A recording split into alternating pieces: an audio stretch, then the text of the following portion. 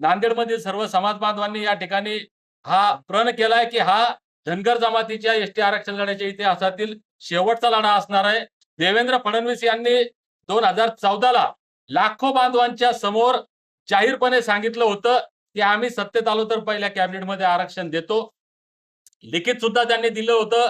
या देशाचे पंतप्रधान नरेंद्र मोदी ज्यावेळेस पंढरपूरला आले होते त्यांनी सुद्धा सांगितलं होतं की या अगोदरच्या राज्यकर्त्यांनी धनगरांचा वापर फक्त सत्तेपुरता केला, मतं वापरली, आम्ही सत्तेत आलो तर तुमचा प्रश्न सोडवतो। म्हणून आज राज्यात आणि देशात यांची एक हाती सत्ता आहे।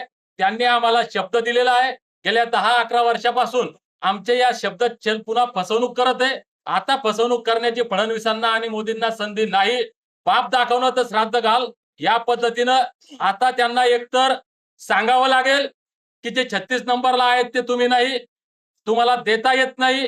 आम्ही तुमची निवडणुकीला चॉकलेट देऊन चुनावी जुमला म्हणून तुमची फसवणूक केलेली आहे। एक तर धनगरांची माफी मागावी लागेल, नाहीतर त्यांनी दिलेल्या शब्दाप्रमाणे धनगरांच्या उपकाराची जाणीव ठेवून एसटी आरक्षण अंमलबजावणी करावं लागेल। आमच्या लेकराबाळांच्या हातामध्ये एसटीचं प्रमाणपत्र द्यावं लागेल।